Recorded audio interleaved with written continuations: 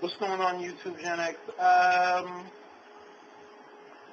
So one of the more notable teachers in my school district is retiring, and everybody knows her.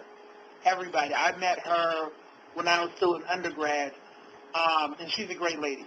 And she had a pretty much going away a party at the district office, because at the district office they have like the end-all be-all when it comes to teacher lounges or whatnot. So it was after pretty much everybody got off a couple of weeks ago. And I stopped by because obviously I had to pay my respects or whatnot. She's somebody that's been very influential in my life or whatnot. Somebody that she's really held me down, whether I needed a recommendation or advice. She's always been there. So I definitely had to go. So I go, and, there's some other people there, and I'm having a conversation with some of the other black women that work for the district. There's a lot of secretaries and other support staff there. And we're having a conversation. You got your food and you sat down and you were talking, chopping it up. And they were asking me how I felt about the need for more black male teachers. And I told them that it's a need, but there is this sort of fantasy-like mindset when people think about the need for more black male teachers and even more male teachers across the board. But I will say that there's definitely a need, especially in environments that are lower income. Because whenever you're dealing with lower income or districts that have a good number of families in poverty, you look at the characteristics of families that are lower income and in poverty, and unfortunately, a lot of those homes don't have dad there, or dad is in and out, or dad is in jail, or dad may not be very productive. It's almost pointless to say that your father is around, but your father really doesn't do much. He's kind of like a couch potato. It's almost more damaging. And I would say that it's almost better for him to not even be there, because at least there's the hope that the child may have some sort of overinflation of who their dad really is, or just how a father is supposed to be, as opposed to seeing his own flesh and blood father being a deadbeat every day and not doing much. But, that's just me. But I told him that it would definitely help for the obvious reasons. You have young boys who would have someone that they could feel like they can trust and go to.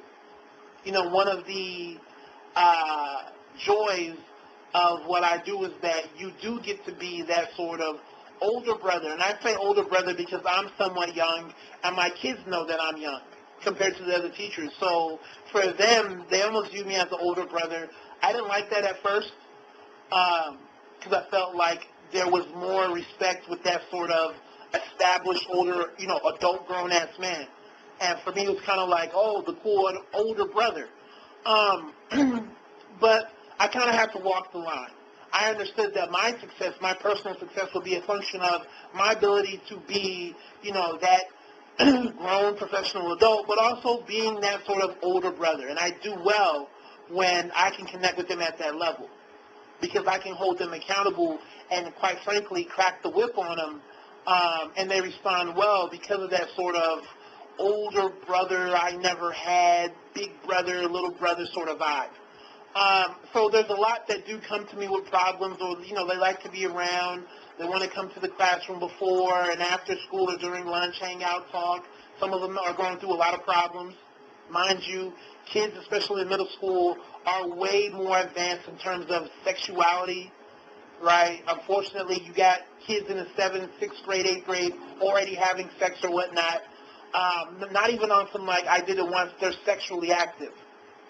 So there's a lot of questions out there that, quite frankly, if I don't answer, who's to say that it ever will get answered? You have to understand, a lot of young boys may not want to go to their mom for certain questions. And for me, don't get me wrong, it was kind of uncomfortable to begin with because you don't want to cross that sort of professional boundary.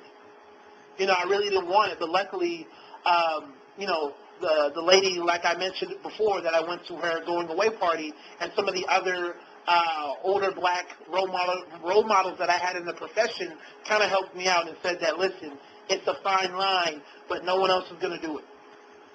And quite frankly, you will have the support of different faculty and staff, so don't trip. So that really helped me because it's very uncomfortable. You're not my child, I'm not related to you, but you're asking me some sort of personal questions, and I'm like, what am I supposed to do? But now that that's kind of been addressed, it's easier for me. So it's great. It's great. Because I really do feel like I've had an impact on some of them, right? Some of them, I'm kind of like the cool teacher, but they still do poorly, so it's kind of like bittersweet. But some of them, I'm like, I think I really did have somewhat of a better impact on them because that's reflected in their grades. And they're quick to say, hey, I raised my D to a C, or I raised my C to a B or whatnot. We talk about life and, how going to college and how, valuing your education can help in the long run, and that helps because it's real. Anytime you can connect the value of education to real life, that does a great amount of good. But anyways, let me get off my soapbox. But also, having more male teachers is great, once again, because there's non-black students that need it as well. Like I said, when you're coming from a lower income environment, poverty-stricken environment, most of the people there may have no father in their life. So I was sitting back, and I was surprised to also see that there was a lot of younger non-black boys who gravitated towards me as well, who felt comfortable with me, who wanted to have certain discussions and whatnot, felt like they could come talk about sports and different stuff going on, family, just different issues, because a lot of these kids don't come from stable homes. They don't. That's the part that kills me with this sort of, let's make all these predictions about, kids that are coming from deprived environments, when quite frankly, there's more diversity in terms of what they're going through in terms of the lack of stability. You have a lot of weird living arrangements, and I say weird. I had one kid, this is a white kid. His home environment consisted of his mother, his father, but his parents were divorced, as well as her mother's boyfriend. Financially, it was the only way that it could work. So just imagine that living situation. Like, a lot of people are coming from fucked up environments. So for me, it was great to see that there was other young boys that also gravitated towards me. That's why I say across the board, we need more men, period. Whether they're black or Hispanic, especially younger ones where the kids can feel like they can relate. So with that being said, there's the value there. I think, that's pretty much understood by everybody. But there's another side, and this is where the conversation went at the going away party that we talked about. And that's that sort of myth. And I call it that sort of lean on me myth, where you're this sort of Morgan Freeman principal walking around with a baseball bat. The second you see some young black boys, hey, sing the school motto or I'm going to kick you out. I'm beating up the drug dealer. I'm chaining up the doors. And I'm yelling at the teachers for doing this, that, and the third. Like, that's a big myth. Unfortunately, because you have so many boys that have been raised in homes where there's no male presence, or manhood has been completely obliterated, you don't matter. You don't exist. To them, you're not real. You're not part of their program. They don't really care for what you have to say. They don't long. They don't have that sort of inner feeling for that sort of older man that they connect with. They don't have that feeling. They don't have that sort of hidden sort of man. I remember having my father. He's not there, so I would like to have another older role model in my life. They don't have that at all. You're almost meaningless to them. They don't give a fuck about you. They don't respect older men. There's no element of respect for men that are older who have accomplished something. They don't give a fuck.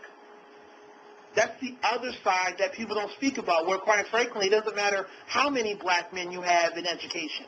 They're not going to respond. Especially when you talk about getting into high school or whatnot. They're not going to respond at all.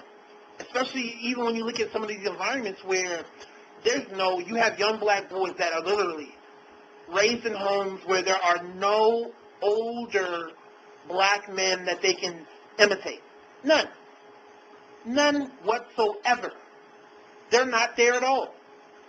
All they see are the bum-ass dudes not doing much. All they see are the 20, 19-year-old dropouts or dudes that really don't do much. That's all they see. So there's nothing for them that would say, this is where I need to be.